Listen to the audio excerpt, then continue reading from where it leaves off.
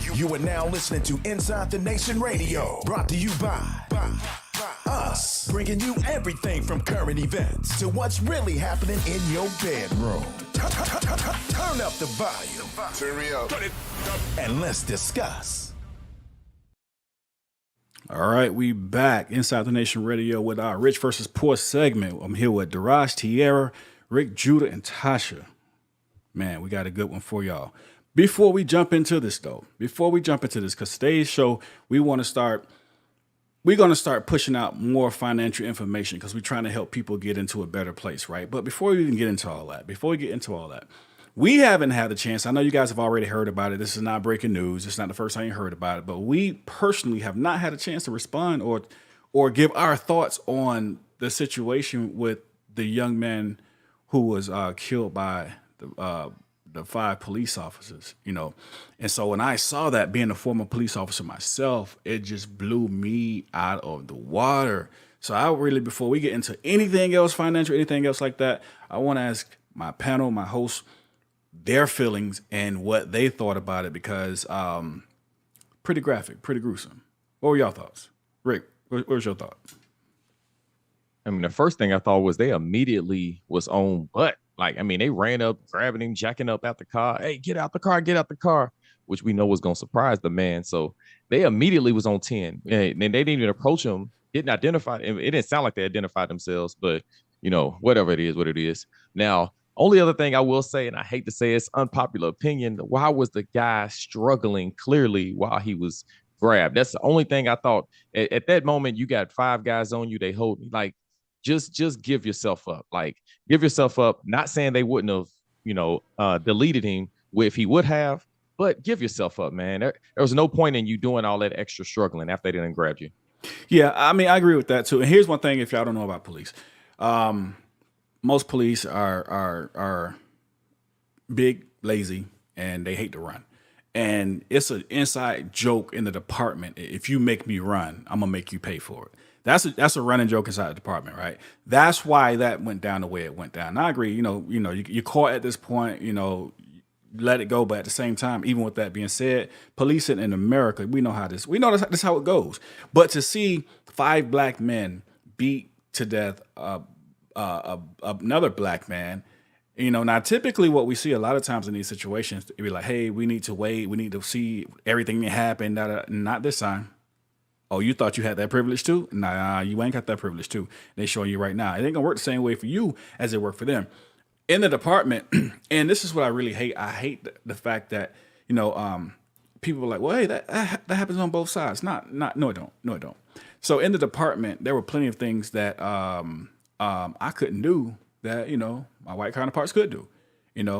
Some people hate, why is he saying that? It's the truth. It's just the truth, in certain situations. And I think this is one of those situations. Tasha, what you think about that? Like, it was a gruesome, because just think about it. You're being beat to death. I mean, I'm watching as these cops are winding up and just punching this dude in his face over and over till he falls to his knees and all type of stuff. Like, what's your thoughts on that? I heard about it. I thought it was too gruesome for me to watch, and I just couldn't. I don't think my spirit could take me watching someone actually get beat to death. But I do see the disparity there in terms of how quickly action was taken. They didn't get okay, you have leave with pay until we investigate the situation and make sure that you guys had grounds to do this. Mm-hmm. There was none of that. Right. No, they were fired immediately. There was no pay, and they're automatically going to trial, and they've already started the media campaign to villainize the police officers. Now that I do see. They had mom on TV crying. They got Ben Crump, the activist who comes out with all the big situations, and they've already started. It's always him. Always him. But and he's come out to start that whole run about brutality and la la la la la. So I think what they're trying to do with this particular one is frame it that it's just people against police, civilians against police, versus it being white officers against police. Right. Hey, listen, before we move forward, we're giving y'all this just while we sharing our thoughts, man. Y'all make sure y'all share the podcast. Hit the like button, subscribe if you haven't already. Make sure you share it, because the information we're about to go into after this, as far as finances and things of that nature, I think we all can benefit from it. And I think we all need to know it. So make sure you hit that share button while we just giving our quick thoughts on, the matter. Again, it's not breaking news, but we haven't had a chance to respond and react and even read your reactions from it. So let us guys, tell us what you think in the chat as well. Who I haven't asked yet. Look, before you go to the next one, I do want to make another comment too. What I didn't understand either was when I saw it happening, but besides the swift justice, I thought I had to adjust the 10 on my screen. I'm like, okay, hold on now. These people beating him, that can't be. They not dark. Hold on now. My screen's messing up. That's what's going on. My tent's messed up because these are not our people beating up our own person until, like you said, just wailing on them to the point of no more consciousness. You know what I'm saying? I just thought that was amazing to me. I really thought I had to adjust my screen. They were like just passing him around. Like everybody just wanted to get their lick in. What's interesting to me, like to Tasha's point, I've never seen justice executed so swiftly. It was so fast. It wasn't drug out. They didn't take no time. They didn't even try to protect them. But what I'm not understanding is they said that he was pulled over for reckless driving, but the police chief said that they found no proof of that.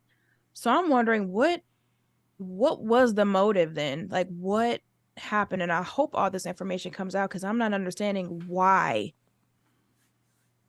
Why? Sometimes there's not a why. Honestly, Gang in initiation. policing, sometimes it's not a why. It happens, and you're right. Honestly, that's what happens sometimes. Darash, what you think?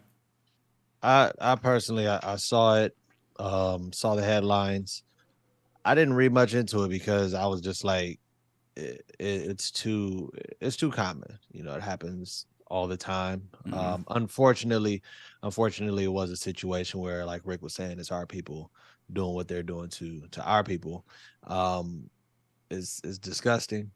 Right before we started, you were like, I'm really careful on what I, say I want to happen to, to our people. But, I kind of feel like that. It's like, I kind of have that type of indignation equally across the board, Right. when our people are wrong, whether it's by white police officers or our own people.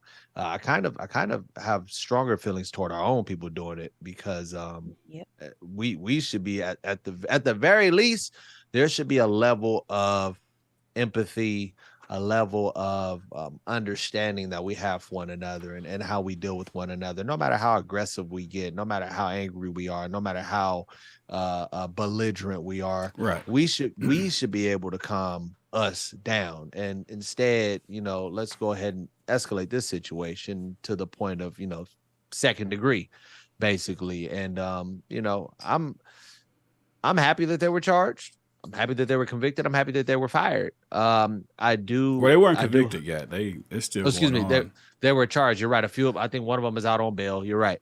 I do have a problem with how the media has spun it in comparison to how they usually do it. I don't have a problem with what the media did because at the end of the day, it was wrong. Mm-hmm. But I have a problem with the bias even in the media because if this was anyone else, it would have been spun a little differently. It might have even been kept under wraps. Under wraps. Somebody got beat. When? Oh, we got to go investigate. Yeah, not this time. It's not working like this time. But I just really want to for us to give a thought on that, because actually the whole time this was taking place, it's been like a week or two or something like that. I never looked into it, and I just really looked at the video. I think it was yesterday or the day before yesterday. So I was like, oh wow. Because you like Daraj said, you're so common. It's so common. Like, man, I'm so sick of hearing about this. But so I didn't even, but yeah. So we're going to move on to the topic. I just want to get some responses on that. Listen, if you have not done so already, I think this is a show that you definitely need to share. If you have not done so already, you definitely need to share it. So with that being said, we want to talk about our people, right? And any people. This works for everybody. It doesn't matter who you are. It doesn't matter your financial situation. It doesn't matter any of that. Anybody can build themselves up out of a bad financial situation. I mean, anybody can do this. So if you guys haven't done so already, make sure you follow the Inside the Nation Club on Clubhouse. We do these talks every Friday at noon. Is that noon, right? I'm at 12 already. Yeah. Every Friday Eastern at Standard 12. Time. Yeah, Eastern Yeah, Standard Time.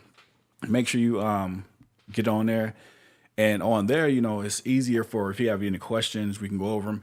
And I like to tell everybody this, that I'm not a financial expert. Oh, why should I listen to you then? That's the beauty. I think that's the beauty. What do you think?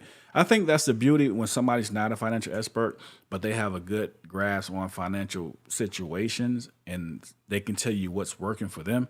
Because if you ain't an expert, I mean, I can do it. Now, it's a different thing when I see, oh, this dude's an expert in this particular field. And man, that's what he do. Like, that ain't going to work for me. But if the average Joe doing it, I'm the average Joe. If the average Joe can do it, then I mean, you can do it, right? Right. So I think it's a thing, something we definitely need to pay attention to. Again, all right, it's about 20 of y'all in here. Everybody hit the like and share button. Share this with everybody. All right, before we get started, let me ask y'all a quick question. Who's watching right now? Put a 1 in the comment section in the chat. Put a 1 in the chat if you have a business established, a LLC, S corp, or C corp, whatever. Not a sole proprietorship. Put a 1 in the chat. As soon as I put 2. All right. So everybody I see some 1s popping up. All right. I see 3 1s. Y'all put a 1 and a 2. Like, I don't even know what that means. Like, what does that Got mean? 2 businesses, maybe? That was a mistake. I don't know. Nah, everybody went back to kindergarten. They had to count, 1, 2, 3, 1, 2. That's that. So it's a lot of 1s popping up. Okay. Look at all them businesses. So all these businesses of it, man. So now, next thing, put a 2 in the chat. Everybody who put a 1, put a 2 in the chat if you have established business credit. Put a 2 in the chat if you have already established business credit. I ain't talking business credit. If you've established business credit. You should have an LLC for tax write-off purposes. All right. I see 1, 2. Actually, I see 2 2s, but I'm going to ignore the 1 because I want not talk to anybody on the panel. Like, of course, you got business credit established. 2 in the chat if you got business credit established. So I see 2 2s. Now, in comparison to the ones that we saw, it's a drastic difference. You see that? There's a big difference. See, that's why I'm on here to learn. Exactly. And so we see it's a difference, right? Business credit is way better than personal credit. I'm gonna give you a quick story, right? So I keep all of my credit cards, my personal credit cards, like I barely use them. So I keep them all down to like a small balance. I keep like maybe $1 on there, maybe $3 on there. And I have some big cards, I got some small cards. And so one of my cards, I used it. It was like $1,000 card. I used it and I paid, I think, 200 and some change, like 230 or something like that. $200. And I forgot to pay it by the 20th. I typically just keep it low, so I just kind of slipped my mind. They sent that payment, the usage increase to Experian, right? Experian hit me with a 20-point drop. I was like, hey, Tasha can tell you, I was rock around in, but I was hot. I was madder than a mother. You know what I mean? I'm like, 20 points? Why? What's the point of having these cards if you can't use them, right? I was pissed off. I'm like, why did they hit me with a 20-point drop? And then I said, okay, that's only a 20% usage. It's only 20%. But when your credit is used to being very low, even that 20% will register as a big ding. I'm like, man. So it dropped me down 20 points. And so now on the other hand, I got established a business credit card with Bank of America. They gave me $10,000 out the door, a business credit card, right? So I got that established with them. And they was like, hey, listen, use 5,000 right away. We'll give you 500. I want to use 5,000. They gave me 500. No ding, no nothing. Point being, business credit is so much more valuable, it's so much more important, and it works a lot better than personal credit because business credit, they expect you to use your credit because you're a business, right? They expect you to use it. And Natasha, like, what were we talking about that? She was here. I think I cussed I was cussing everybody, everything was going. I was bleep, bleep, bleep, bleep. I was mad. 20 points. It's like 21 points to be exact. You remember that, Josh? I remember. It's super hot. I mean, they're gonna take my points, man. Trying to be in the 800 round, like taking my points. But anyway, so with that being said, you want to establish your business credit. Now I'm asking one more question. Put a 1 in the chat if you know how to establish business credit. Put a 1 in the chat if you know how to establish business credit. While we're waiting on the responses, I did want to acknowledge there's a question in the chat. I know you're probably going to hit this, but what is the importance of business credit? Yeah, we're going that way. Definitely going that way. I'm trying to look at the chat. I don't see any ones yet. -0. I see a 0. That's bad. That's bad. That's bad. So we don't know if he got a business, he do, then he don't, or he don't, then he we do, got one. then -0. We got 1-1. We got All 1-1. right. Hey, who was that put a -0? Yak Eli. Hey, well, we finna figure it out. Okay, so we got 1-1. Wait, did I ask for a 1? Did I ask for a 2? You asked for 1. Oh, okay. Yeah. You asked for 1. You asked for 2 earlier. You asked for 1 just now. All right, cool. Devon put 0 as well. All right. So there are a couple different ways you can establish business credit. All right, it's a couple different ways. The first thing you need to do, you said 1, but always willing to learn more. Yeah, that's the thing about this. This is always it's an ever learning process. We're going to continue to learn because it's going to keep changing, and somebody discover, hey, do this, and somebody else will say, hey, do this, and it's not like this is the way or that's the way. It's several different ways. You know, I've heard several different ways when I was learning how to do this, and hell, almost all of them work. So many different ways. So just 2 different ways you can do it, right? It's 2 different ways you can build business credit. One of the ways, the first thing you have to do though, before you even start thinking about building business credit, you have to first establish the business. I see there's a lot of people in the chat that have a business established. Who on the panel here has a business established? Not I, said the cat. Actually, legitimately established. No, I've been slacking on going to get the LLC and everything. It's the women. I just want to point that out. The women on the panel. It's That's sad. because one of the women helped you. I don't want to hear that. Who? I have 3 LLCs at the moment. Ooh, count. damn. I'm just gonna count Tasha. Tasha's the only one that counts. Yeah, I've had Hey, 3. wait. How many you got? How many you got? I have 3. What are they? Oh, girl. Temples of Virtue, Divinity Candle Co., and Mama's at Home. Ooh. That's right. I don't know And what then- she's talking about. And then you got to ask yourself, too, why does Trump have 200 LLCs? 200? 200. Oh, he's smart. I didn't even know that was readily available for the public to see. It's public information. Yeah, they asked for them tax documents that he had been postponing forever. Well, you don't even need tax documents. You can just look up. It's like if you go to a state website and research the business, I just type the name in or figure out who owns what and type a person's name in or the registered agent. Just they all pop up. It's public information. Well, sisters making the brothers look bad. That's fine. Let's move forward. Lazy motherfucker. I'm just playing. So, all right, the first things first is this. You want to establish a LLC, a S Corp, a C Corp. I don't suggest a sole proprietorship. Some people try and go that road. It's not going to help you in the long run. Get you a LLC, S Corp, C Corp. Now, you're going to have to, it's going to depend on what you get. It's based on what you're doing. It's based on how you want to be taxed. So it just kind of boils down to what you want, but you have to get one of them, right? So once you get one of them, get a name. You have to have a name. Now, mind you, keep this in mind. Be careful what name you choose, right? Certain names will be, they will be considered high risk. Such and such real estate company, high risk. Ain't nobody buying houses right now, right? So the bank ain't gonna want to give you nothing, right? So be careful on the names that you pick. Make sure they're as generic as possible. Generic as possible. Mine's Brew Nation LLC. Some people say, "Oh, you have a brewery?" No, what they call? Nah, I said it wrong. A brewery. Yeah, Brewery. that word. A Yeah. brewery. Yeah. I don't know what the hell I just said, but yeah, one of those. It almost sounded like you said Brew League. So they asked me, "You got one of those?" Like, nah, actually, I don't. So they're kind of over the place. It's so generic, they don't know. You know what I mean? So make sure your name is generic. So if it might be Rick Judah Enterprises, something like that, Darash LLC. I'm trying to help these brothers out since they lazy as hell, ain't got no companies yet. So this is the way thing, right? I'm trying to throw ideas their way. So you want to make sure Trying it's to take a generic. lion out the streets.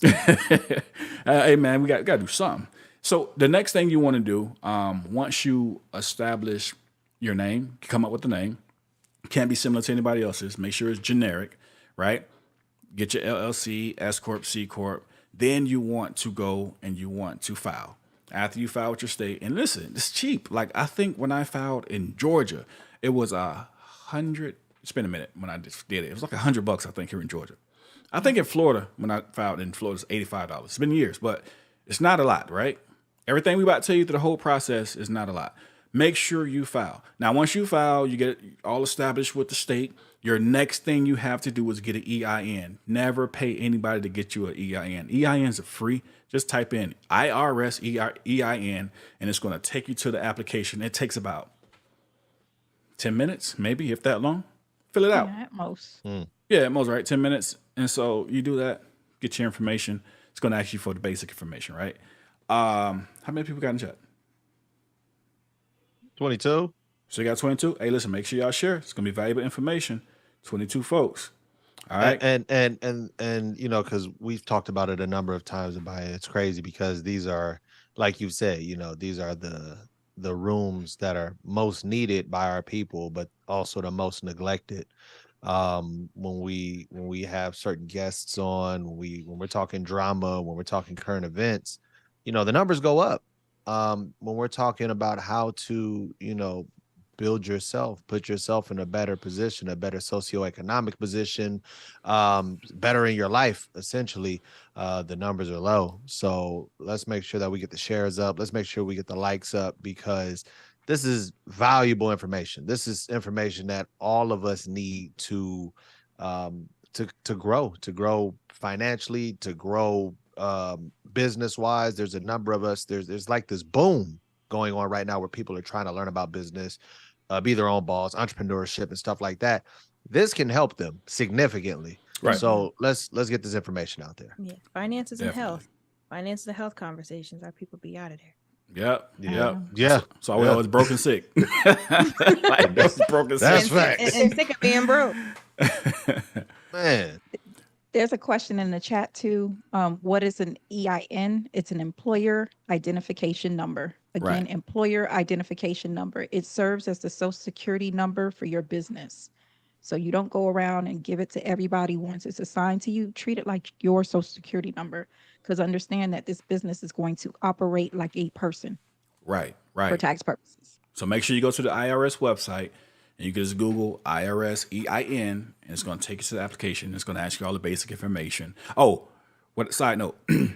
When you get your EIN, because it's going to take you through the process, it's going to ask you, hey, is it an LLC? Hey, is it a C Corp? It's going to ask you this question. You guys going to answer the questions, okay? Address. Do not have a P.O. box, right? We're going to get to that next, but don't have a P.O. box. When you get to the end of your EIN application, it's going to ask you, do you want us to mail it to you, or do you want to download the EIN? Trust me. Trust me. Download the EIN PDF.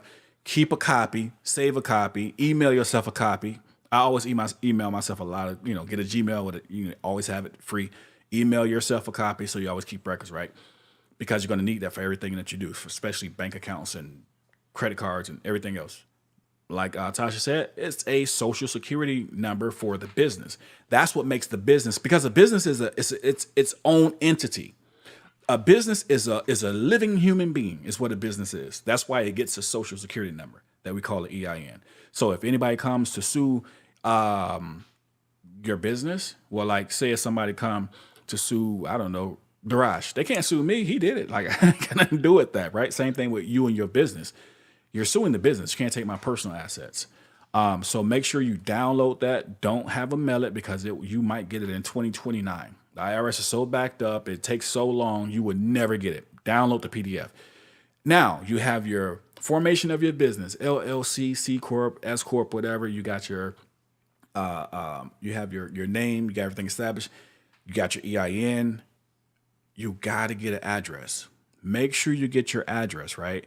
Don't use a PO box.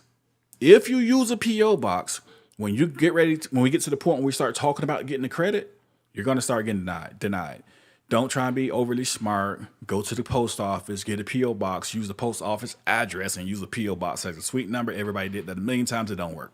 All right. So does it matter? Does it matter what kind of well, I won't say what kind of address, but like, let's say you're using your where you live, or a friend's address, or does it need to be some type of commercial office building address? What would you, I guess, what would you recommend in that case? I mean, you could do that. You can use your home address. I always tell people don't use their home address. Home address will work fine, but mind you, your home address, when they go to that state website and they want to find out if you at home or whatever, and they type in your information, now you got your home address. If you got a stalker, they're not to easily find you at home. You know what I mean? So I wouldn't use my home address, right? But you can, but it's even better if you go to get this. Hit the notes. iPostal One. This is a company that gives you those virtual addresses, and these are real addresses listed inside of a office building, right? iPostal One. iPostal One. You go look them up.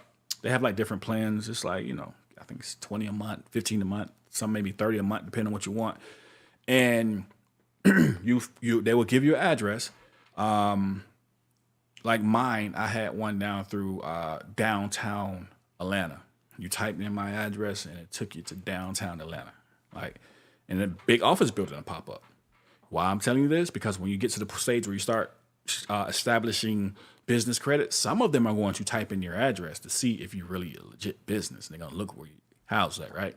So once you do that, now you want to get you a business website. You're like, oh man, it's a lot. It's not.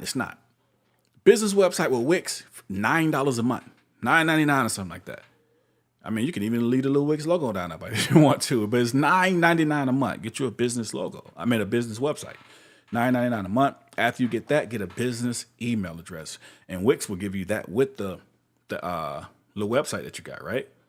Get the business email address. So you want a domain. So for example, it'll be abaya.com and your website. And when you get your website, the website can be generic. You got templates on there. All you got to do is like change the name to whatever your business name is and leave all the rest of stuff on there. You can use it just like that. They don't care. Just want to make sure you got a website, okay? Now, once you get your business website, get your business email. So it'll be, let's say the business name is, well, mine is Brew Nation, right? LLC.com. So it'll be abaya at brewnationllc.com. It's a professional email. All right. So now, so are Gmails out of the window? Because how some people have their don't do businesses. Gmails. Okay. Don't do Gmails. Don't do The business Gmails. suite, the Google Business Suite, right? To where you can have your domain. Right. Now my professional emails are through Gmail, Google, but they're not Gmails. They're not the free ones. Right. I have free Gmails for records. I'll email myself something and help keep a record. I don't have to fill up my computer or my hard drive and things of that nature. So those are used for that purpose. But make sure you get a professional email. Now, mind you, all of this all together that I'm telling you about is not even over $120 yet. We ain't even over $120 yet, right? Finally, get a Google listing. List yourself on Google. Last time I checked, it was free. So I think it's still free. All right. Now, when you do all these things, you are a professional. Your company, right?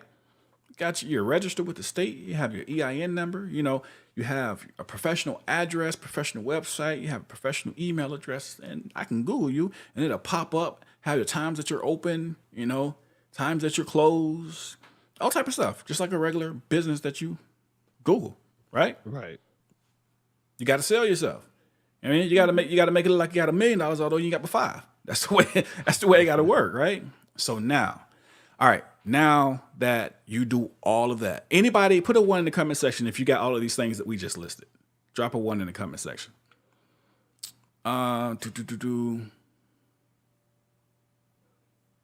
We ain't getting no ones yet. Okay. We ain't getting no ones yet. So everybody who got a business ain't, ain't got it all together yet. So this is Oh, the Well, best we're really? thing. waiting. I was still waiting. I'm like, I'm waiting for one on gonna pop up, right? I'm looking at on it. the Go ahead.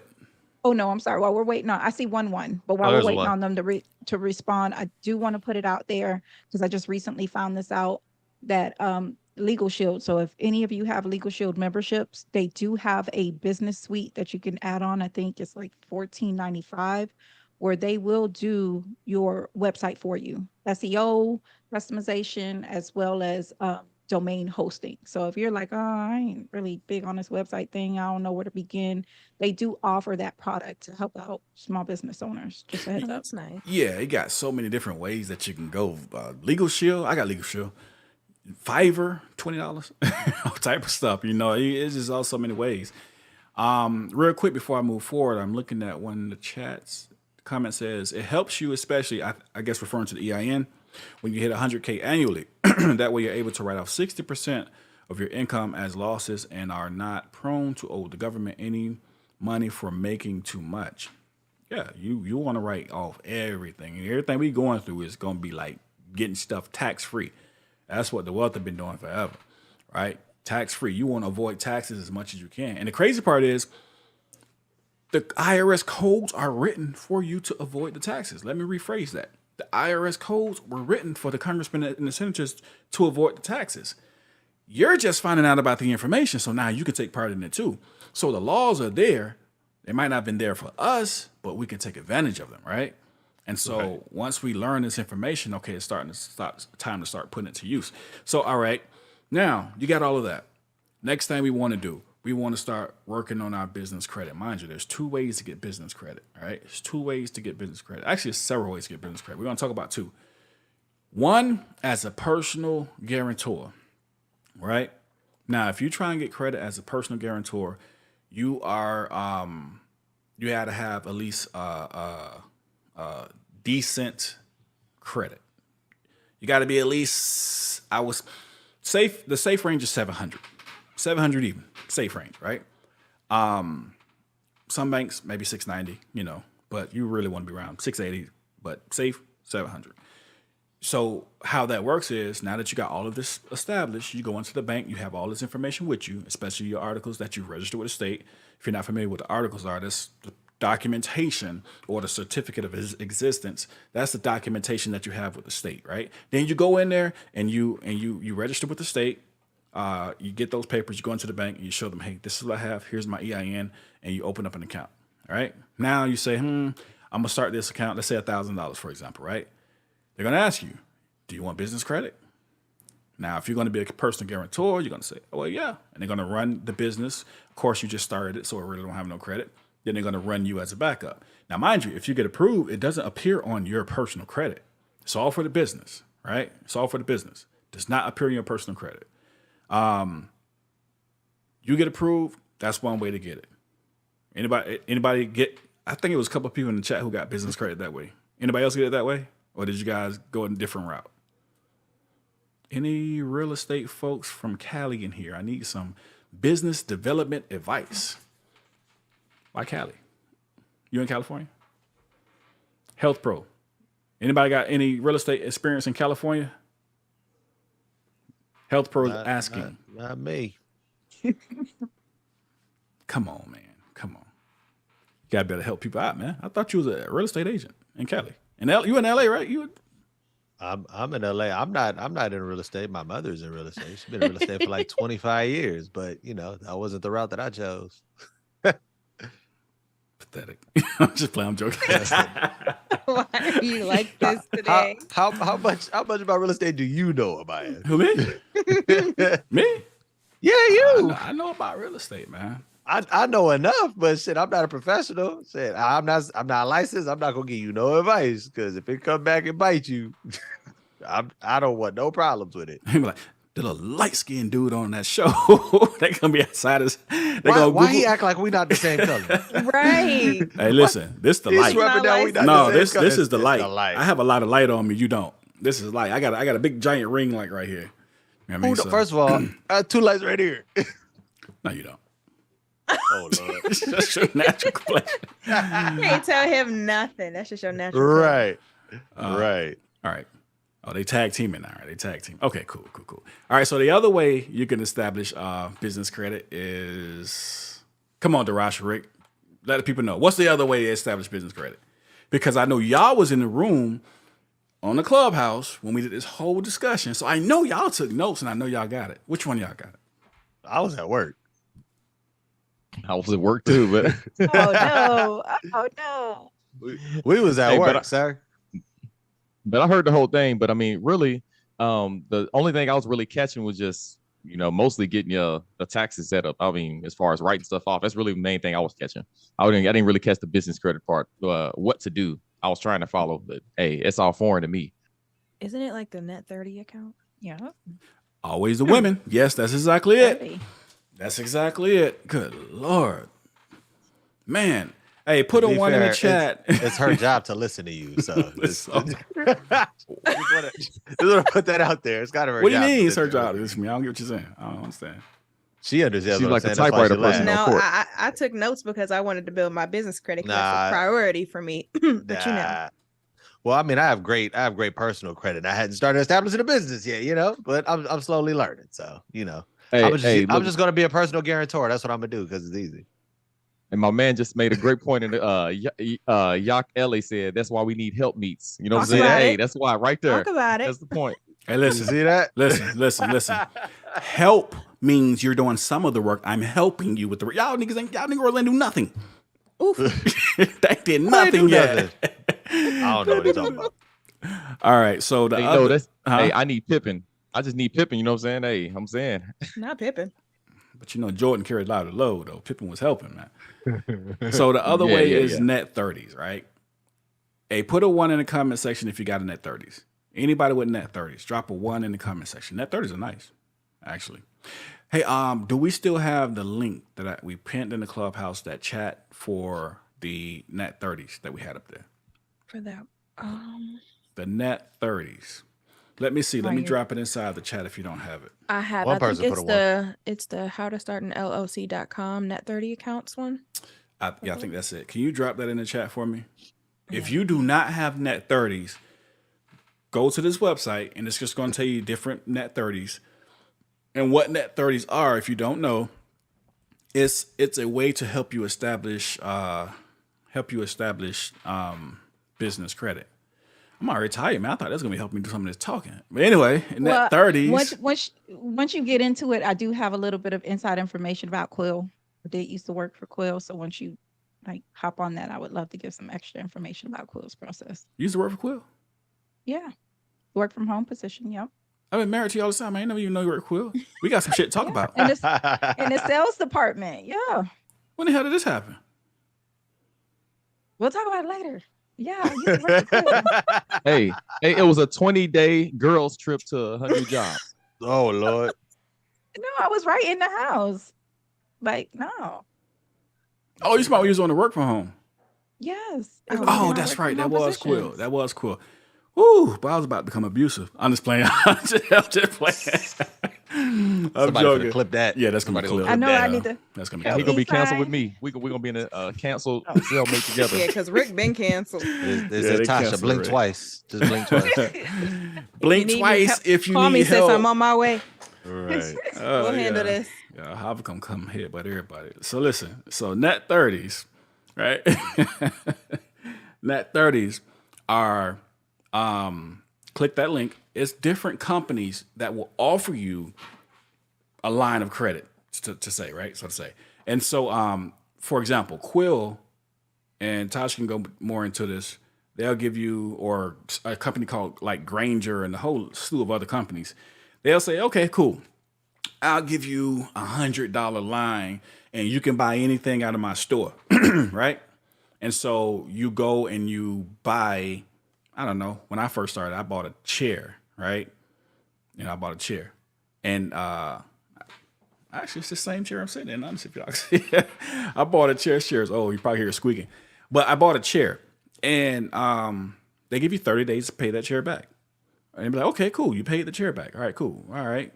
Then they say, okay, you got another $100. And then you buy something else. I don't know, some copy paper for $60 worth of copy paper. Who knows? Maybe you need it, maybe you don't. That's not the point. The point is you're building your credit. You buy it, and then they say, okay, 30 days, pay us back. And you pay them back in 30 days. So, okay, cool, you're doing pretty good. I'll give you $250 now. They're testing your payback skills. If you're going to pay them back, then they're going to be like, okay, cool, he's paying us back. Then they're going to report that to the credit bureaus. And they're going to say, this company is purchasing and they're paying us back. And then what's going to happen is your credit's going to go, boop, it's going to go up a little bit, right? Because they're going to start reporting. And you want to open up you about good, I would say do about 3, maybe 4 net 30s. Some people go crazy and open up a ton of net 30s. You don't have to do all that. Maybe 3, 4 net 30s and just buy some stuff, pay it back, pay it back. Your credit will build that way. There's also a company called Credit Strong. If you're not familiar with that, it's called Credit Strong. Now, Credit Strong may charge you a little fee depending on what it is. You got to go and see what it is. They will. Y'all familiar with Self? You ever heard of the company Self? I've used them a couple of times. Yeah. Well, damn, your credit must be bad. I'm just joking. She said a couple times. I'm playing. I'm joking. Hey, I was joking. I'm joking. So, You see it in her face. Her credit is bad. You can see it. No, that's She's so not what I convicted. hey, she was like, damn, She's how so you know I'm at a convicted 300 right now? She's like, how you know I'm in the negatives? But no. So Self, same thing. If you don't know what Self is, it's a company that helps you build your personal credit. And if you use it, they will give you $1,000 loan, for example, on paper. They're not going to give you the money, but they're going to give it to you on paper. And they're going to give you a bill each month. They let you chart pick how much you want to pay monthly, right? I can't remember if they do that or not. You have like a range that I believe you can choose from. Okay, cool. So they'll let you pick how much you want to pay monthly. So you might say, all right, I want to pay back $30 a month until I pay off $1,000. So what's going on is they put it down on paper like $1,000. You're paying $30 a month, and they're reporting those payments to the credit bureaus, and it's helping your credit build. Well, Credit Strong does the same thing with personal and business credit, though. Credit Strong, you can do that with them. They'll give you like a loan on paper and you pay it back, and then they build your credit. Now you might be like, what happened to my money at the end? They give you the money back. I can't remember. Did you get interest on that money, Tasha? I can't remember. They don't give you the interest? I think that's where they make their profit. Okay, so they keep the interest. Okay, cool. So but you do get your money back. And you can stop at any time. You can say, hey, I want to do this no more. Send me my money back. Can you drop that in chat? Can somebody drop that? The Credit Strong, drop the whatchamacallit to the Self as well. So what do you feel about it would be the most unless it's a personal preference, what do you feel would be the best way to establish your business credit? Because like what would differentiate or what would make like going through this process of going through Credit Strong as opposed to just being a personal guarantor if you have good credit and they just run your personal credit, which the hard inquiry doesn't come to you anyways, and you're approved if you have good credit and you can just get it that way. Why would you choose one over the other? I think the hard inquiry does go to you. They will hit you with the inquiry. They will? Yeah. But an inquiry is like 2 or 3 points, maybe. You know. Mm-hmm. But like showing up on your credit, it won't show up. Right. So it's what you said. It has to be a personal choice. You know, whatever you feel like you want to do. If like, hey, my credit's worthy, so I'm just going to be a personal guarantor and do it that way. So you can do it that way. For those whose credits are not there, they can do it this way. The whole point of everything that we're teaching and going to continue to teach is the fact that no matter where you are credit-wise or no matter where you are financially, there's a way to get to where you want to go. It's just about the knowledge of knowing how to get there. Right. All right. How do you track your business credit? Like, is there a score? Or is there somewhere you go? You know how you have like a MyFICO for your personal. How do you track your business? Right. And I actually skipped that. Thanks for that question. Brad and Dunn Street. Get you a Brad and Dunn Street number, and it's free. Now, I'll tell you this: when you go to Brad and Dunn Street, they're going to try and sell you all type of packages and do this, and you don't have to take any of that. You don't need it. You don't need it. Just get your Brad and Dunn Street number, and they're going to help report it. Now, does everybody have one? Everybody doesn't have one, but it's best you get a Brad Duntree number. Now, for example, you can track your score with them. You can track me. I have a Bank of America account, right? Which I'm damn sure thinking about closing after they hiccups. I'm like, so on mine, when I go into my business account, it says me, hey, your business score, your business credit score is this. And it tells you, right? Most banks now have that built in with personal and business. So you should always have a way to track. Like kind of right now, paying the bureaus for credit scores, you don't really have to do that. Experian, even on the personal side, Experian gives that to you for free.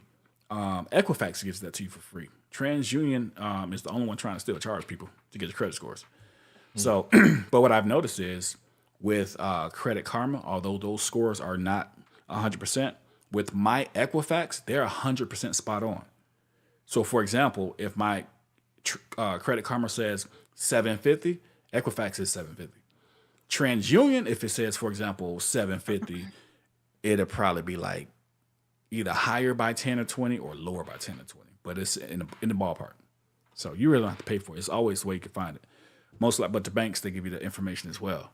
What was I about to say?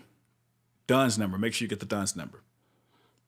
You had a question? Just a question in the chat. Is it better to pay off the whole debt or just the minimum debt per month? For your what? Is it going to be for business or personal? Because that definitely makes a huge difference. Definitely makes a difference. Can you explain why it makes a difference for the chat? Well, again, the example I gave earlier, $200, but they deemed me 20 points. they knocked me down. I mean, it's ugly. All right, okay, so for business. Now, for personal, you got to keep that percentage as low as possible. Either pay it off or keep a couple dollars on it because you want your usage to be low. Your credit usage needs to be low. Business, they expect you to carry a balance. You're a business. You got to go out. You have to, scared money don't make money. You got to buy in order to gain. And that's why, on business side, you don't have to necessarily pay it all off. Now, don't always carry a big balance. Definitely pay it down. Pay it down, keep it at a respectable range. I would say 10, 20%. But you're not going to be penalized for that, 10, 20%. Or even if you go higher at times, you're not going to be penalized for that. They expect you to use it. Personal, make sure you pay it off or pay it way down because they will. A lot of times with the business credit as well, they will reward you for using it. They're like, oh, okay, I gave you $50,000 and you got the $49,500. Let me give you some more credit to use. You probably can use more credit. They will reward the high usage versus you doing that with your personal card and then you pay it down and you realize that they don't cut your credit limit. Right. $2,000. And that's what I was saying about when I got the Bank of America. They just gave me $10,000 up front. Say, hey, spend $5. I'll give you $500. They gave me $500. So the main goal question with business credit is basically to be able to take care of almost all of your business expenses with your business credit and not have to do anything outside of using that business credit. Is that what we're working toward? This is where we're going. We are going to the point of never using your own money. The wealthy, the rich, they don't use their own money, right? So, and it's like, I say this, right? So, and I think everybody can appreciate it. Y'all know how you got that guy. Well, sometimes that sister. Hey man, if you do this and this and this, you can get this. Right, or you do, man, they got this law going on, this rule, and you can get this. You be like, oh, for real? Oh, that's what's up. You did it? No, but I'm gonna do it though. Let me get your ass out of here. Like, I'm gonna do it though. No. Don't come to me with that. I need to know if it really works. So what I'm telling you about, we live. I'm not the guy. We're not the ones telling you that this is something where we don't know for a fact. This is the way it works. We ain't using I don't use my money to it's like the person telling you go across the street, like, hey, yeah, go swimming across the stream. Yeah, ain't no shark infested waters. It's cool. Oh, for real, you swim across already? Nah, I ain't tried it yet, but I'm waiting to see what you do. Yeah, that's what I heard though. I heard that ain't shark infested from who? People who ain't swam across because they didn't die. Exactly. Like, I'm not gonna take your advice on that. People do that all the time. A guy he came to me with that with real estate one time. He was like, they call him the real estate guru. And I'm listening to him, And I'm like, guy ain't no dummy. So I'm listening to him, and what's that guy's name? Something Gordon. Julian Gordon, I believe it is. Julian Gordon. So Julian Gordon's. I've listened to his real estate breakdown. So I'm listening to this guy now. And he's breaking down everything. I'm like, nah, you didn't just take a piece of Julian Gordon's words and use it. You didn't even put it in your own words. You literally regurgitated this man's words verbatim, word for word. And I know the speech because I've listened to it like 2 or 3 times trying to figure out if I want to do this or not. And like, those are the gurus you got to be careful of. They went and heard it somewhere, and then they're going to come back and tell you, and they ain't never tried it themselves, or they say, I'm working towards it. Ain't nothing wrong with working towards it. But don't come to me like you got all this personal experience if you ain't really did it, like Rick said. You telling me to go swim across shark-infested waters. You trying to see if I'm going to get ate. You trying to make your decision based off what happens to me. Nah, buddy. Did you do it yet? TR, you Like, hey, had how much some? real estate you got? Oh yeah, I was gonna say. For real. I'm beginning to realize the difference between the two communities. We spend all of our hard-earned money, whereas they don't spend anywhere near as much. And my dad used to always say, it's not about how much money you make, it's about how much money you keep. And I'm starting to Right. understand what he meant by that. The more I learn, we're spending too much of our actual dollars. Right. Exactly. That's what we want to get away from, spending our own money. Forgive me if I say this wrong. How do I pronounce that? Is it Tavon? Tavon or Tavon? All right, Tavon. Probably Tavon. Austin. I thought of Okay. Tavon Austin, the receiver. That's what I thought of. Every time I read it. There's a receiver named Tavon Austin. I wouldn't have Years known. ago that came out of West Virginia. Yeah. Yeah, West Virginia. Yeah, he was a beast. He was fast as hell too. Before my time. No, it wasn't before your sports. time. That years ago. I reserved myself. I had one, but I caught it. I'm just playing. I caught it. The question was not sure if I misunderstood, but is Dunn and Bradstreet how you track business credit? Anybody want to take a shot at it? Tasha. I think like Experian or Equifax, they may have like some type of dashboard or something. Tavon. Okay, we got it. Tavon. They may have some type of dashboard or something that will help you to keep an eye on it.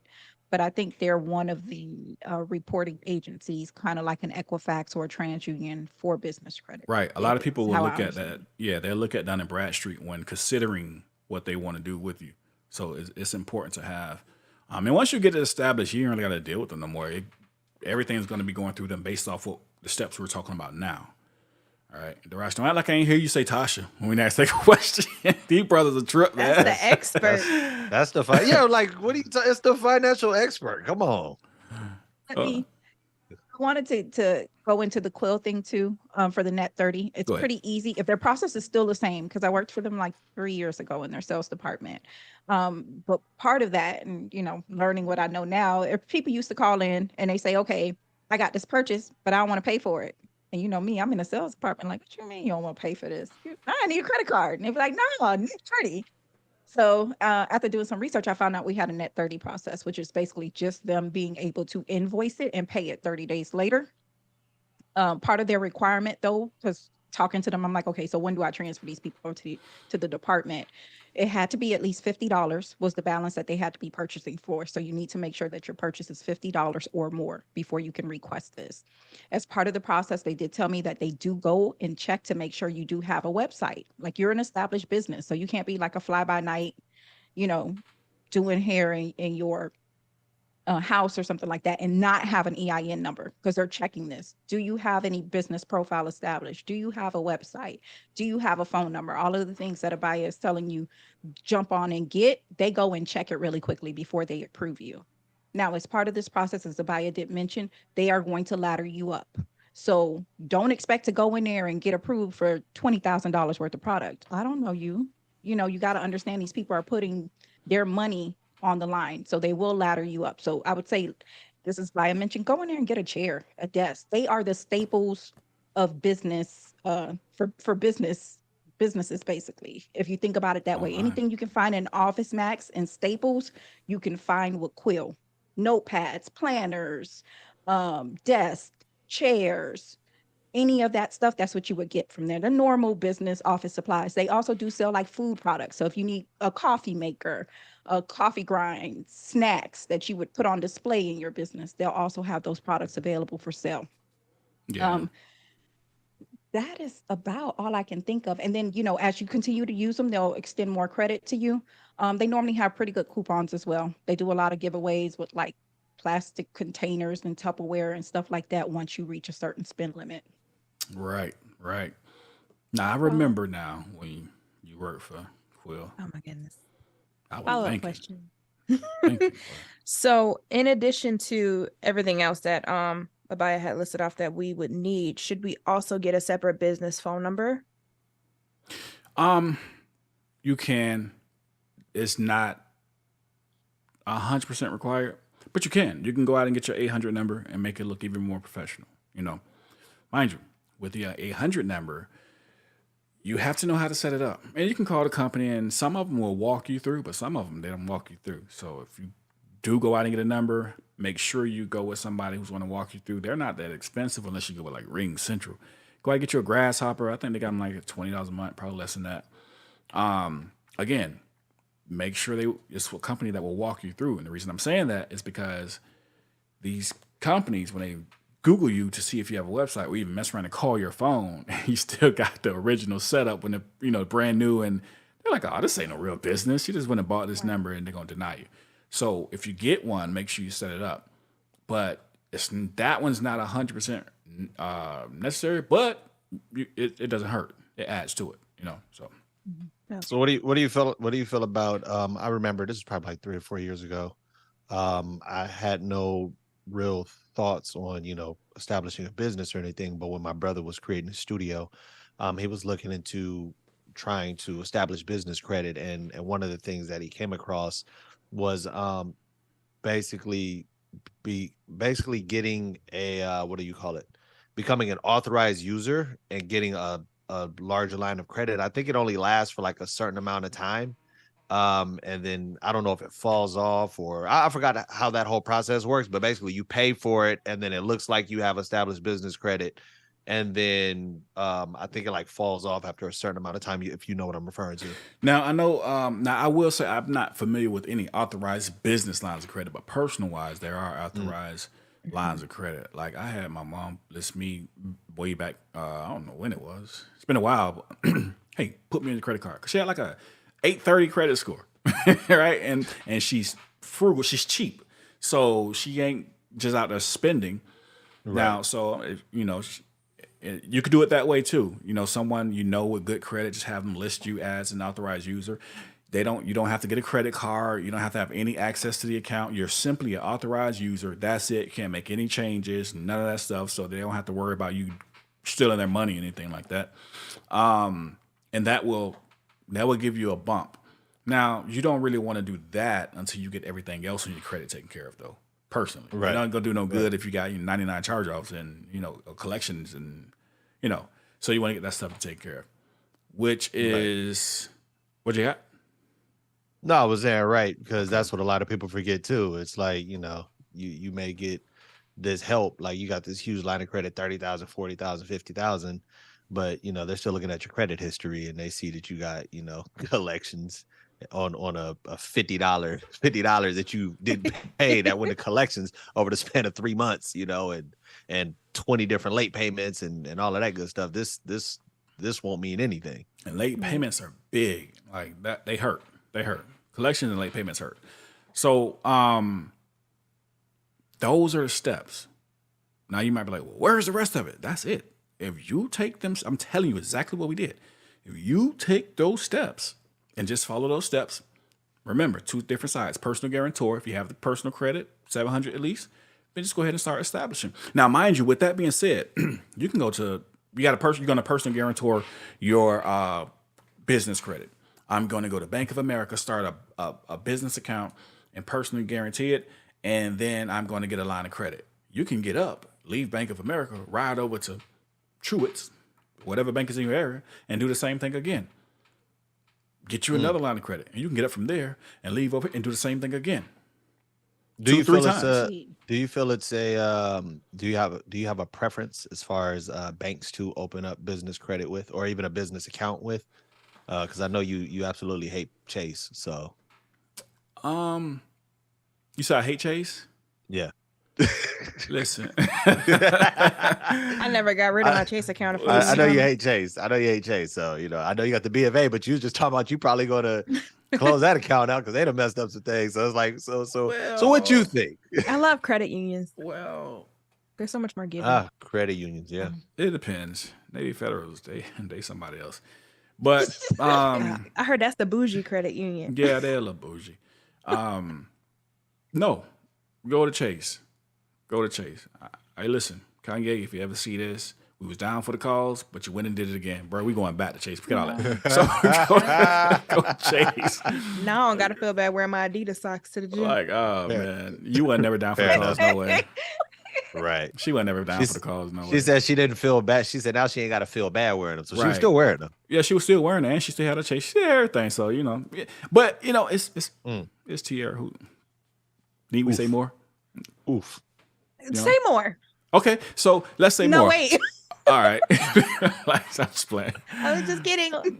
One thing I will say though about Chase, they have good customer service. So if you're looking for that aspect, that sense of protection, Chase is going to give it to you. They do. In that sense. So, anything ever happens, you have a mess up, you get an overdraft fee. Chase will refund 3 of those a year. You have a dispute with a customer or a merchant or something like that. Chase normally will side with you in most cases and give you your money back. It's those things that are kind of beneficial with Chase. I can't remember if the customer service is open 24 hours a day. So, but No, normally I don't think they are. customers, no. Okay. But normally customer service is very pleasant. It's been some other people. Either you got like a 40-minute to an hour wait to get somebody on the phone, a really long hold time. Navy and then Federal. Get somebody on. Yeah. Oh, I was going to say their name, but get someone on Hey, the phone. I ain't loyal. Hey, I ain't gonna sponsor Navy Federal. Hey, look, he said no chill. I don't care. They can cancel me too. He gonna get an email. He'll get an email later today. We were thinking about sponsoring you, Abaya Israel, Hey, but listen, they're not gonna cancel my account. I promise you that. They ain't gonna cancel my account. man. They might. They. Oh, well, they excuse suck. me. I'm just saying. They ain't gonna cancel my account. They gonna He cancel my said account. they suck. You see that? And here Abaya was keeping us away from Chase. And Oh. you hear all this good that Tasha's speaking on it. I kept you away from Chase.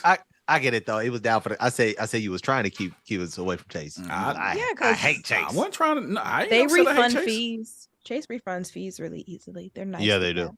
that. Mhm. They refund. tryna- They refund 3 per year. No, that's overdraft. They refund That's the overdraft overdraft. 3 per year. And not because of COVID with everything that happened with the stuff, they refunded like hundreds and hundreds of dollars in fees. Just say that's why you got them and they give it all back. Mm-hmm. Mm-hmm. Yeah, Now, I there was don't a know. question What's from that? Hebrew Daughter in the chat. Last month, y'all had a guy on who was previously on your show. He did stocks, trust, and I think real estate too. What was his name? Oh, you're talking about your friend. Yeah. No, So- no. He didn't do all that. I think they're talking about Boyce Watkins. Boys, Oh, boys got Boyce. that too. Yeah. Yeah. Trust Is Boyce and is real Boyce in the estate. stocks? He is. He's really big into stocks. He has his Okay. a program where he actually makes suggestions and stuff like that. They go over buying options, but I think this because trust was mentioned Real estate and Boyce trust. never mentioned trust. I think it's Rory that you're making a reference to. Oh, Rory Douglas. Yeah, that's what I was assuming because I was like, I don't remember Dr. Boyce Watkins speaking on trust. Okay. All right. Yeah, it was Rory Douglas, if that's who you're referring to. I see also it says, how do I build business credits? Urban Royal, Atlanta. Listen, fam, you got to rewind. Yeah, that's what I told him. I said definitely replay it and check it out. You listed all the steps. Credit unions are where it's at. Yeah. Credit unions are where it's at. I give him that. Not always Navy Federal, but yeah. You get loans much easier through some credit unions. Well, listen, I'm gonna give you a quick story about Navy Federal. So all right, I got like a business account with them, got a personal account with them, and we're in a house and we're gonna sell our house, and I'm gonna get a loan with them and I'm buying another house. This was doing before I even got even more knowledge and doing things differently now. So I tried to get a loan through them, and they denied me. My credit score was like, at the time, my credit score was like 740, 750, and they denied me, right?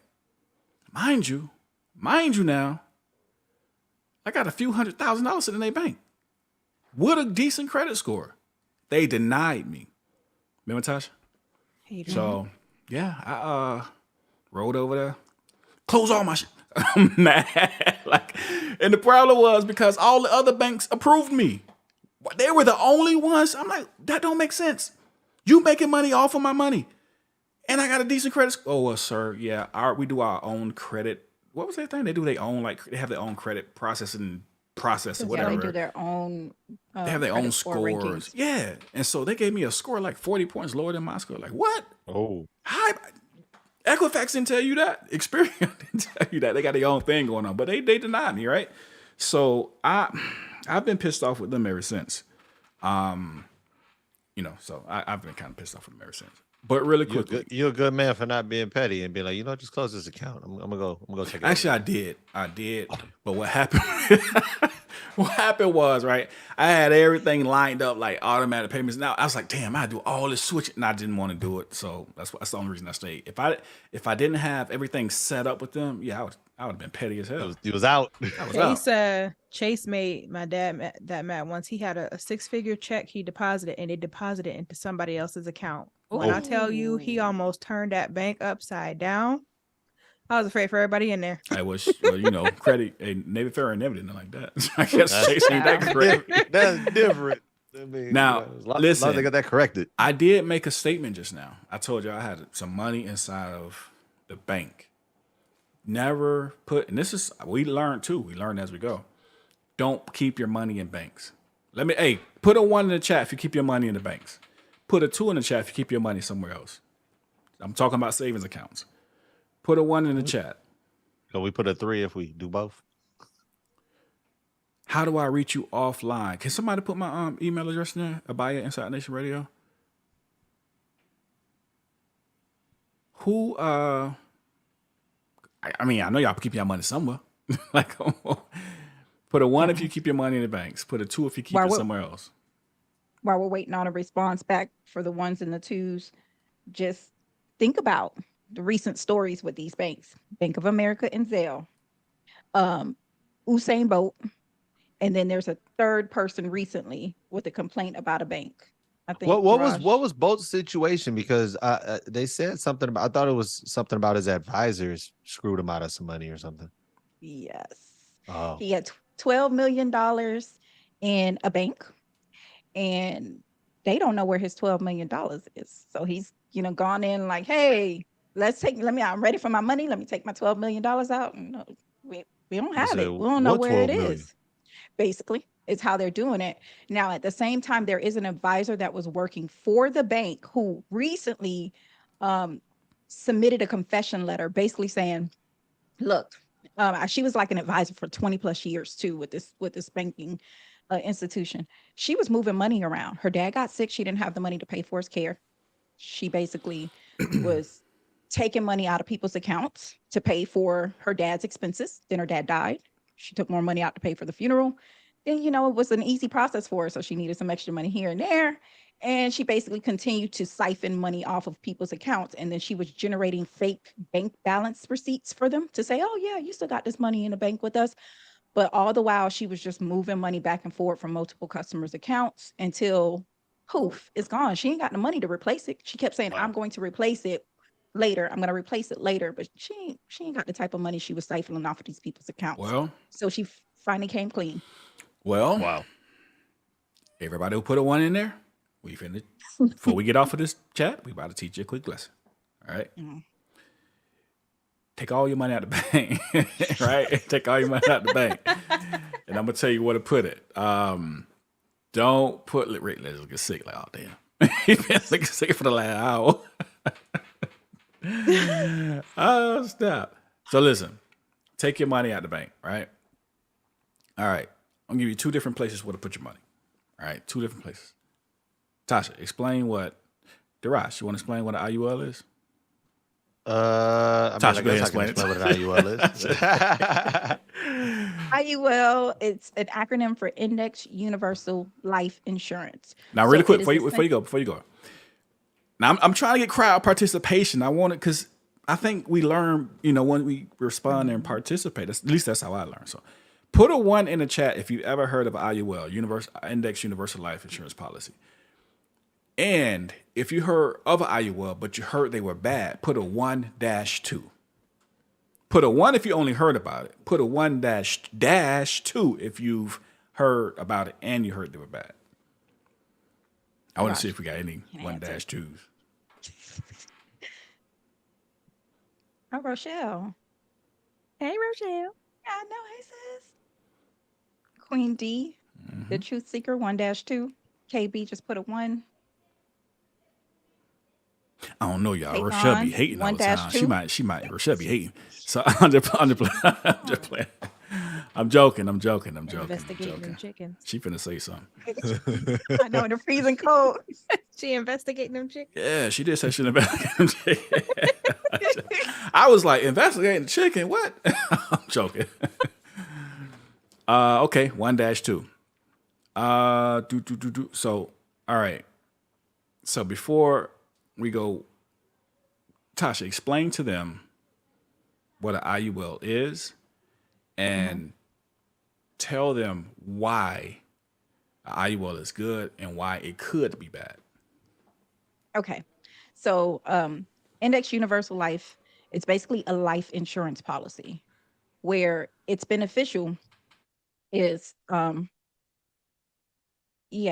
Hebrew daughter, we're gonna get back to you. Make sure you reach out to us about Rory Douglas.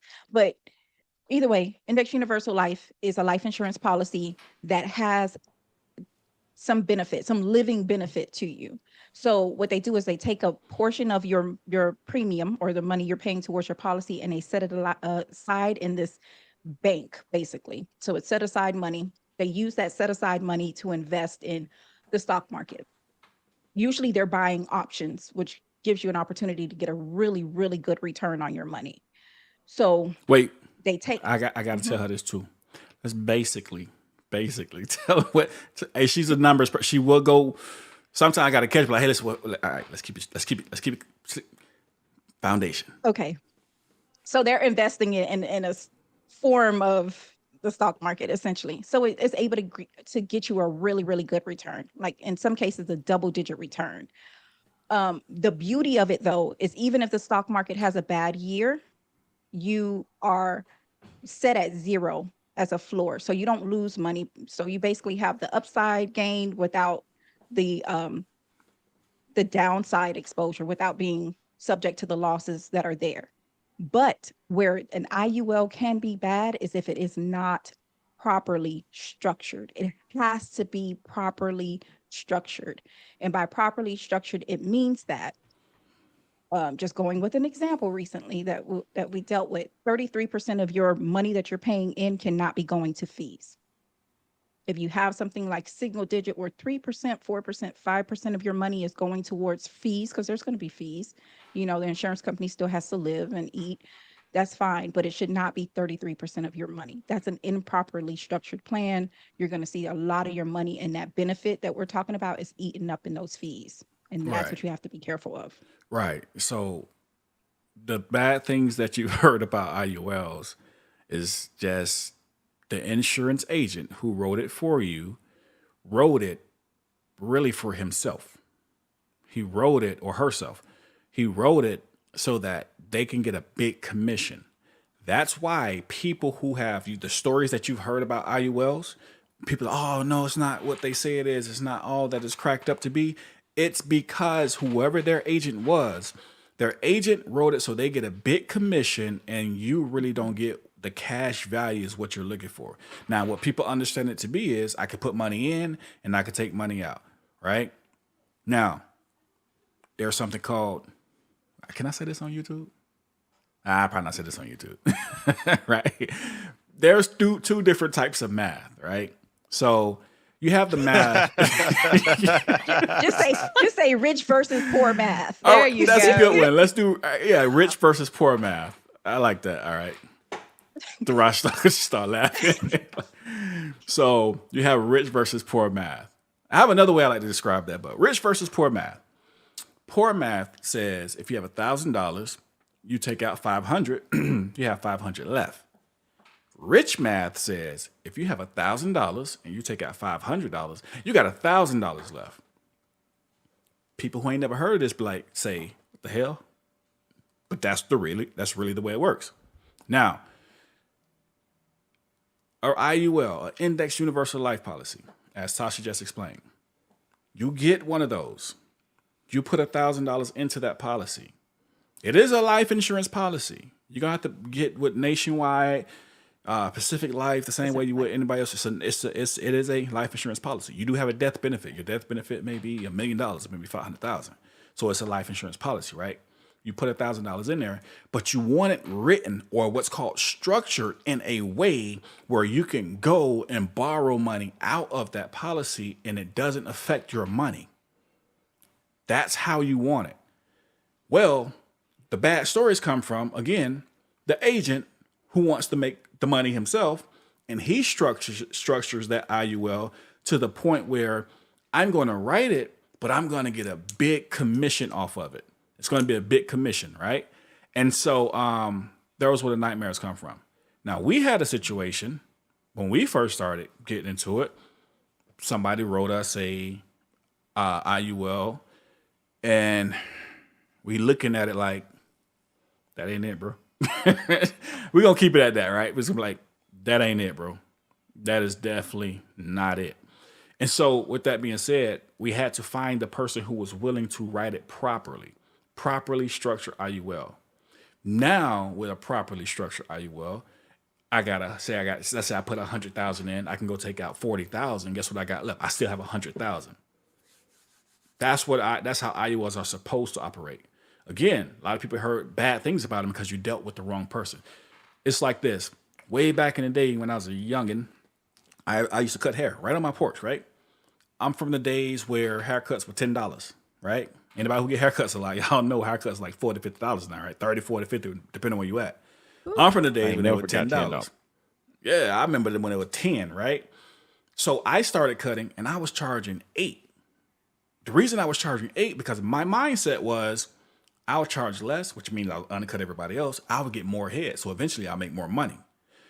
Those charging 10 will have less heads, but they'll make their money by charging more. Same thing with these insurance agents. You have to find an agent who's really willing to write the policy correctly, right?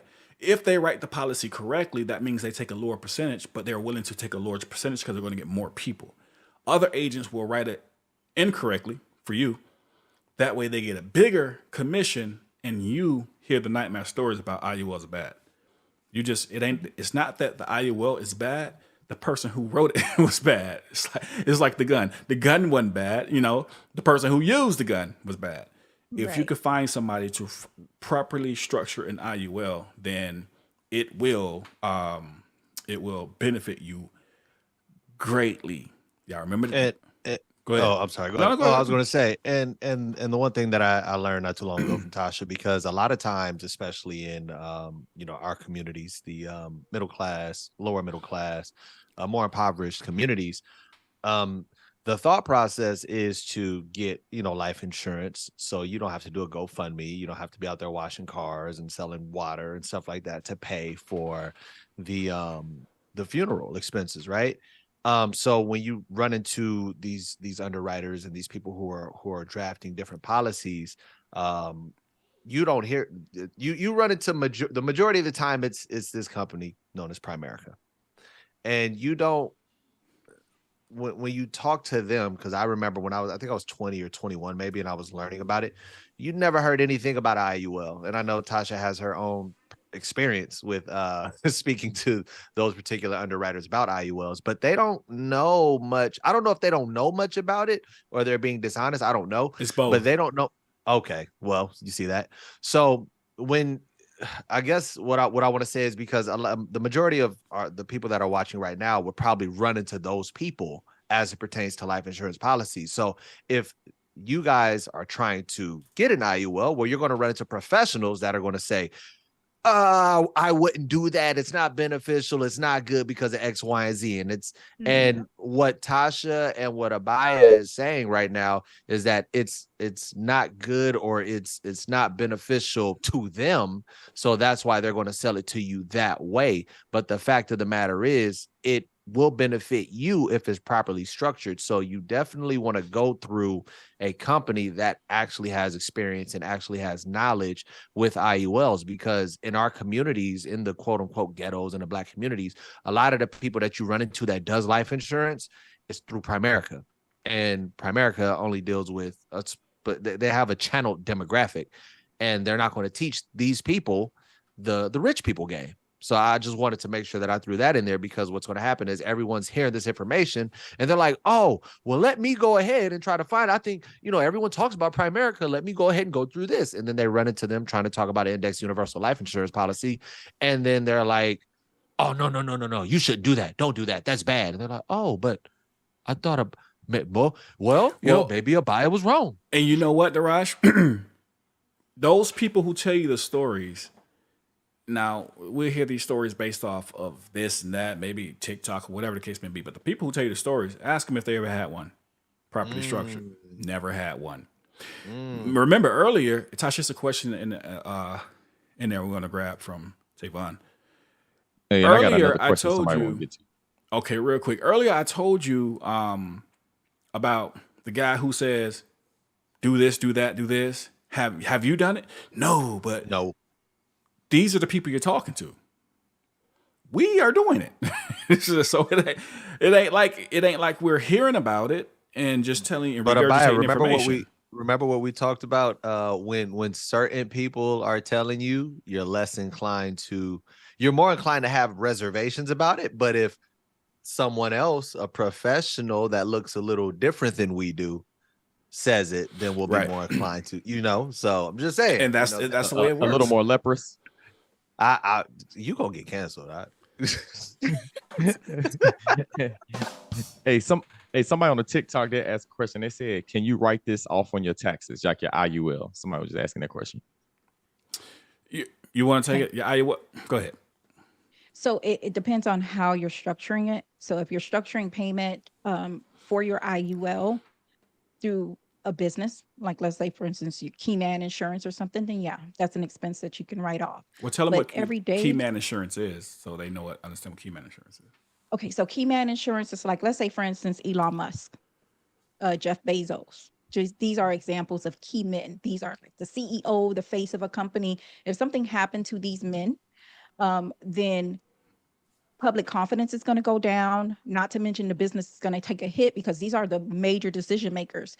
They're going to need to find another decision maker, and then they're going to need to negotiate payment for this decision maker. So during that period of time, the business is going to suffer a loss. Keyman Insurance is supposed to step in to allow them to be able to replace the income for another Keyman to step in, give that Keyman time to get training, and then kind of help them kind of suffer that loss of consumer confidence during that time that the Keyman is, they're basically in this transition period from one Keyman, one CEO to another CEO. So does your company have to be a certain size to no? In order to you could do a Keyman anytime. Basically, you're just protecting your asset. This guy's the one who's making all the money come in. So if something happens to him, we go downhill. So and then it could become a tax write-off in that way. I never heard that before. The point, though, in all of this is to avoid taxes, right? Now we're going slow because maybe some of y'all heard of this, but some of y'all may not have heard this, and you just want to speed through it. It's not a hard process, but if it's a new process, it can be confusing. But it's not hard, right? It's really not. So you have that IUL.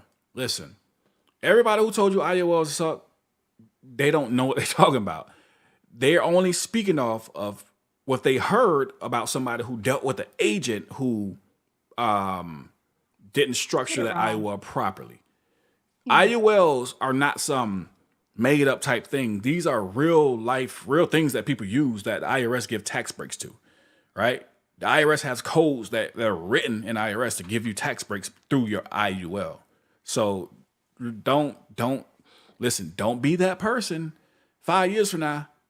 Man, how y'all hustle like that? The same way we told you on a podcast that you didn't listen to, you know? Don't be that person. Because now I got the same people today that I was trying to get information to a year or two ago. Like, wow, man, how? And it becomes annoying.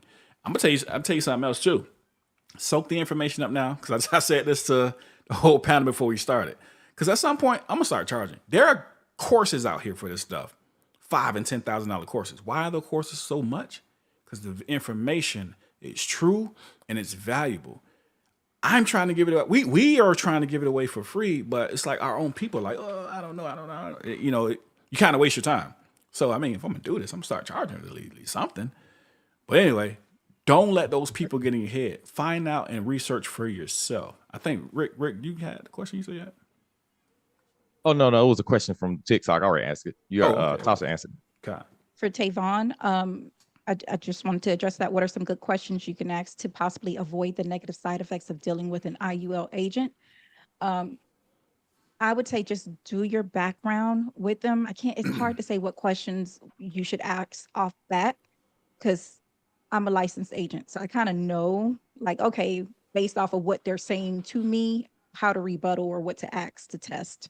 Maybe the better question is what should they look out for, or what should they be looking for when they're talking to an agent who's trying to draft them an IUL. Your fees. Like I know one of the things, you know, that you guys that stood out to me when we first spoke about it was definitely the fees, the percentage of the fees, what's going to them as far as commission is concerned, and what's actually going to be going towards your policy and things of that nature. So maybe that would be the better question for him to ask you.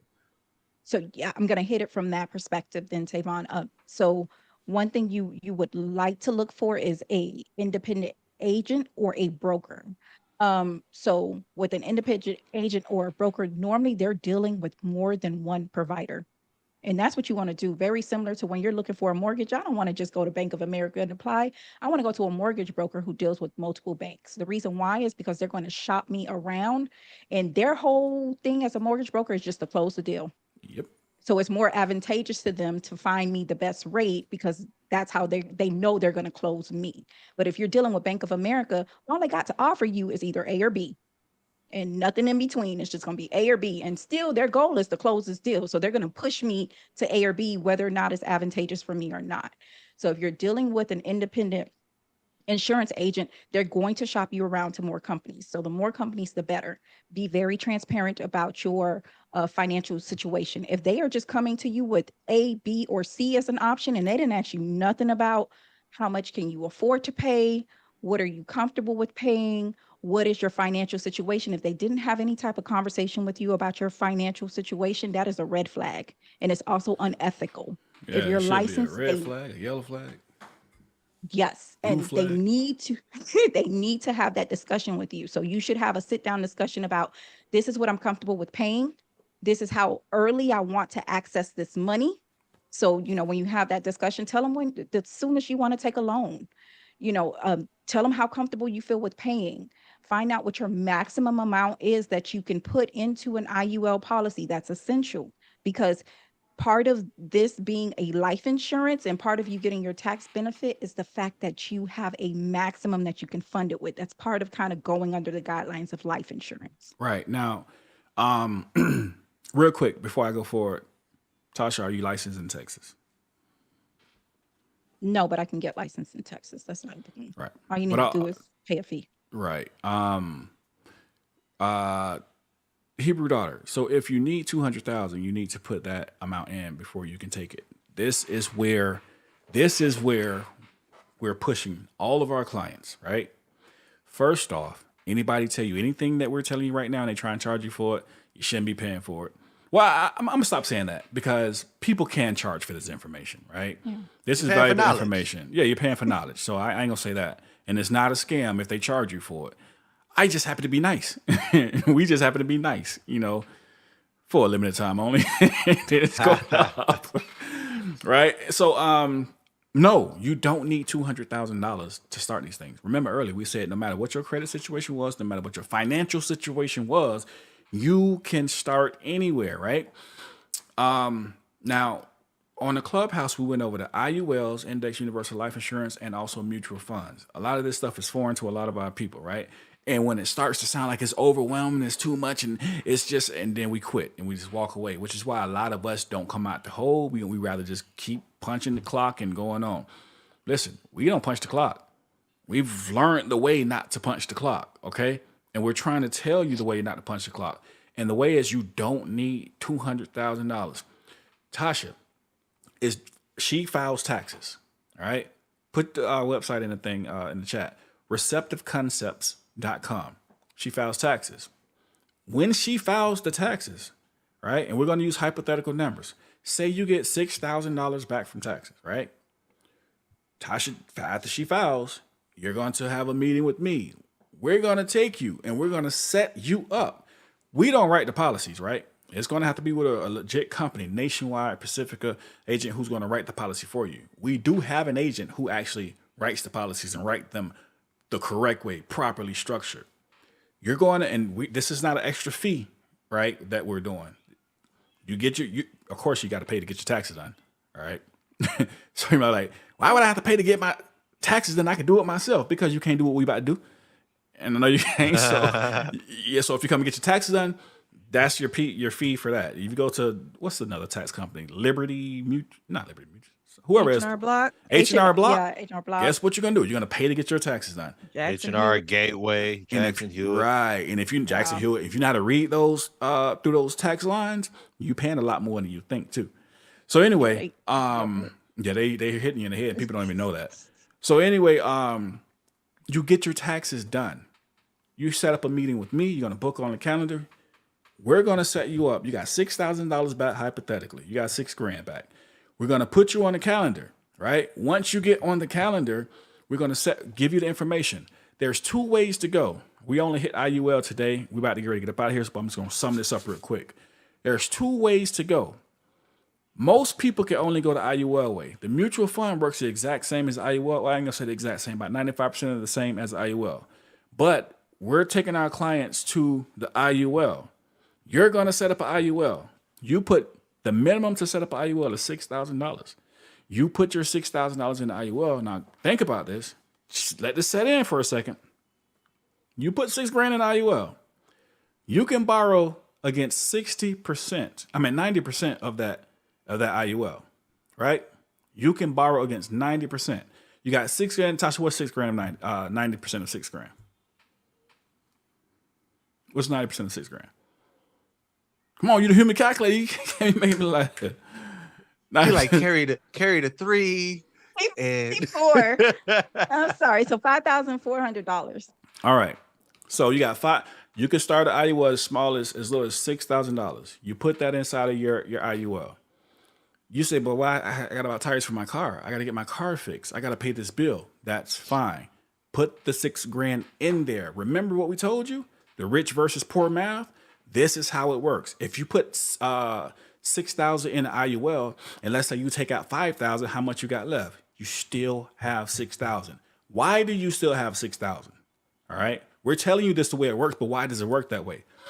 Because the money that you're borrowing against, or the money that you're taking out, is not your money. It's the insurance company giving you their money because they know, well, if anything, we already got $6,000. So if they never pay me back, then okay, we already got it. So it's called, when you borrow that money, it's actually called a lifetime loan. This is finna blow your mind. You're going to think I'm lying, but just research it and look it up. This is Googleable. That's my word. Don't steal it. This is Googleable information, right? When you borrow money against your IUL, you don't have to pay it back. You might say, well, why don't you have to pay it back? Because this is the way it works. Remember, it's a life insurance policy. You have what's called a death benefit. So if you're started IUL for $6,000, your death benefit, hypothetically, I don't know, $100,000. So you borrowed $5,000, never paid it back. Let's say you kicked the bucket, God forbid. You kicked the bucket, you never paid that back. Only thing they're going to do is subtract that $5,000 from your $100,000. They're going to pay the rest of it to your beneficiaries. That's the way an IUL works. So why are we telling our clients to start IULs? Start an IUL, put that $6,000 inside of that IUL. Instead of going to Walmart buying that flat screen, go get the IUL. And anything that you need to purchase, any bills you need to pay, only thing you do is borrow against it. Get the money and pay the IUL. Pay your expenses.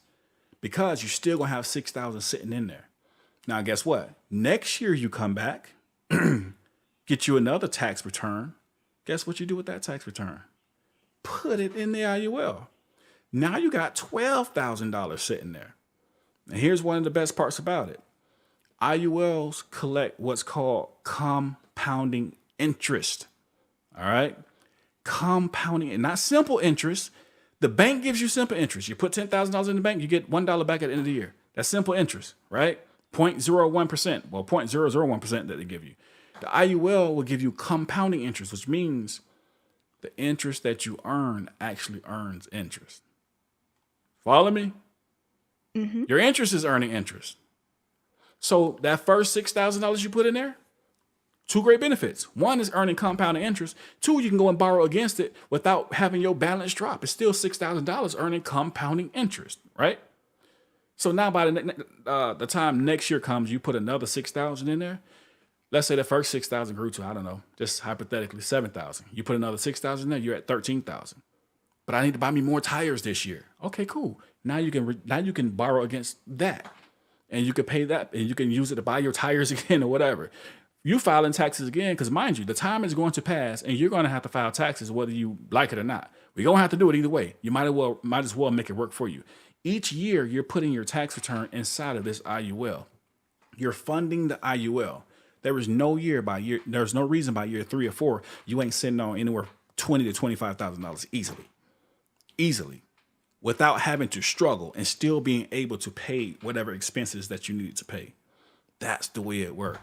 How you know? Because that's what we do. This is what we're trying to show you. So two things. One is a question and one is a statement. Mm-hmm. The first one is because I don't think you touched on it yet.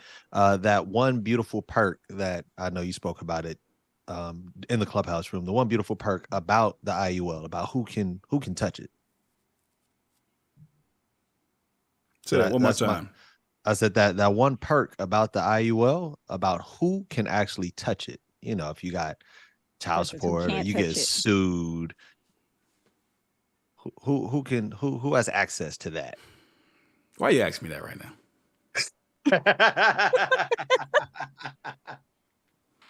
You asked me that for a reason. No, I didn't ask you that for a reason. Yes, you did. Yes, you did. I just want to toss that out there. You know. Mm-hmm. Yes, you did. All right. I really don't like going down this road, and it's because of you brothers and some of you sisters. I don't like going down this road. Oof. But there's a couple of sisters out there too, so I don't like going down this road. Reason being because, all right, so you got an IUL. There's only one entity that can touch your IUL, and that is IRS. And only the IRS will only touch your IUL if you do what's called overfunding it. You put too much money in there. They tell you can only put a certain amount in there because they ain't finna let you break their bank, right? So if you go too far, then at that point you do what's called overfunding. Then they'll come tax you. If you never do that, then no one can touch it. The courts can't touch it. A lawsuit can't touch it. And this is the reason he asked me this question, which I really don't want to say why. Child support can't touch it. That was the only reason I asked. That's the only reason he asked the question. That's the only reason he asked the question. Child support can't touch it. So smart individuals who are bums and deadbeats, let's go ahead and attach that onto it. We'll try to cheat the system. Will cheat the system and put their money inside of IUL and say I'm broke, and therefore they can't be charged. You know, the bank, the judge can't make them pay it from that. They put all their money in there. But with that being said, the way it's set up, you can only put so much in at a time. So child support still can hit you before you put it in there. But once it's in there, child support can't come and touch it. Right. That's why he asked that question. That's why I didn't want to tell y'all that, because some of you niggas might just try and abuse the system. Some of y'all need to pay some child support, being bums. Right. Mm-hmm. And actually support their kids. But, you know, my last one, I think this one will be short. You know, we usually have to have a certain amount of money and credit, of course, to like purchase a home or something like that. And I think that even goes for even if you have a business, you're purchasing it in the name of your business, you know, certain credit and whatnot you have to have. how does it, how would I say it? How does it benefit us placing our money in an IUL as opposed to having the money set in a savings account where the bank can look at it when we're trying to get like a loan for a mortgage or something like that? Would that not put us at a disadvantage, or wouldn't it make it more difficult for us to be able to get a home or anything of that If like? you're Or putting your money in IUL, would it make it difficult? yeah, because that's not in, it's not actually in, like, let's say the Chase Bank. Like, they're not looking at your savings account, to see whether or not they're going to. Of course, they look at your credit score too, but they're looking at what you have in your account. You have to have a certain amount of money in your account for a certain amount of months for a bank to give you a loan for like a mortgage or for a house loan, right?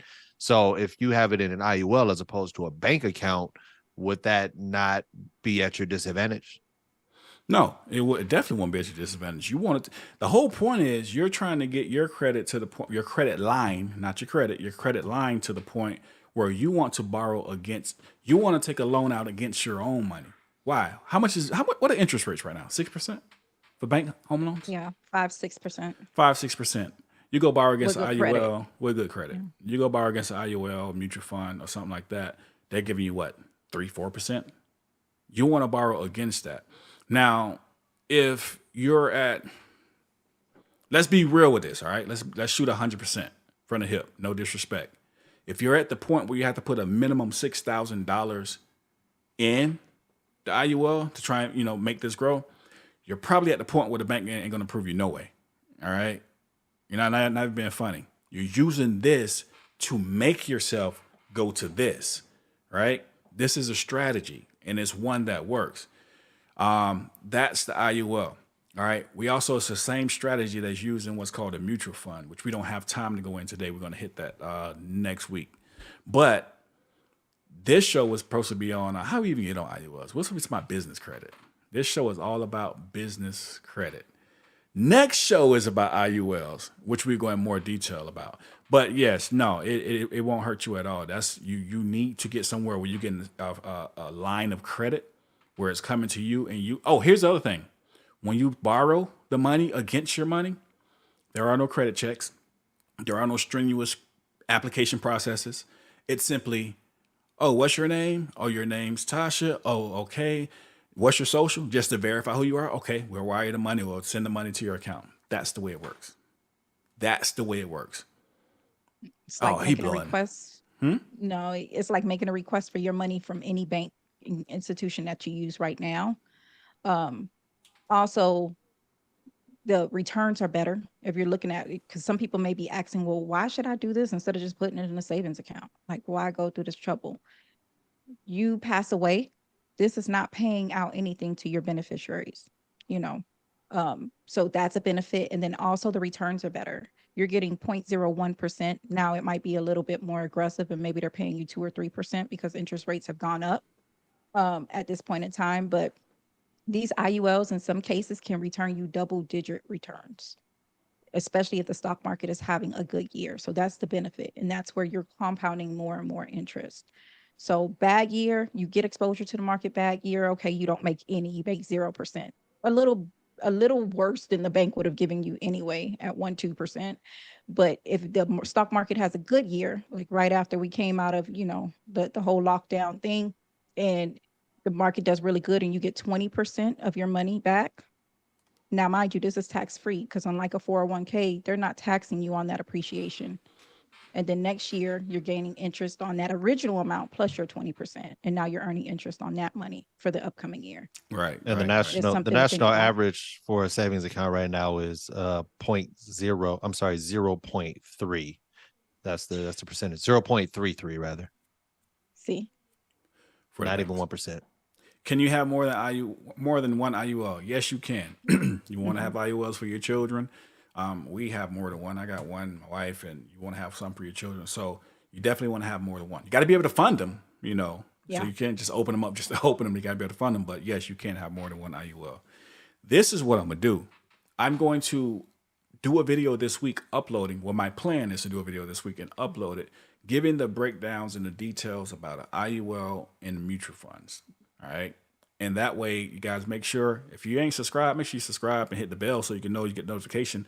That way you can jump right in there and you can get And I'm going to go into detail about it though.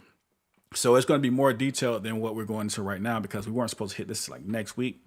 But for the person or the people who come in here, they were asking about how do you get business credit is really, really simple. Make sure you rewind back to the beginning of the show and then start from the beginning. That being said, y'all got some closing words about this topic before we get up out of here? Negative. They suck. I mean, yeah, I was gonna say that one's, you know, in addition to health, I mean, excuse me, in addition to wealth, you know, health is wealth. So if you guys haven't yet, make sure you subscribe to my YouTube channel, Keys to Fitness. Follow me on all social media platforms, keys_to_fitness.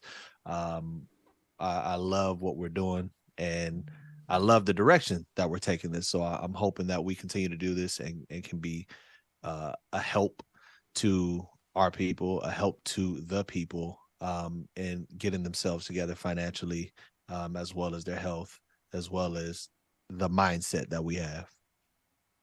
Awesome. Make sure y'all hit receptiveconcepts.com. Sign up. Tasha, she's the human calculator. She's definitely doing numbers. So remember, we're not just taking our clients and doing their taxes and saying, hey, see you next year. No, we're trying to get you in a position where your money will last to next year. Therefore, you're going to come back next year. And plus, you're going to tell somebody else because the word of mouth is the best form of advertising. Make sure you go to receptiveconcepts.com and make sure you subscribe because this is just the first show of a series of shows that we'll be going more and more into this. Hopefully, y'all got some edification out of it. And don't be the ones who just listen, take notes, then go put it inside of a book somewhere and never read it. Make sure you use it. Till next time, Inside Nation, this is the Rich versus Poor podcast edition, and we are signing out.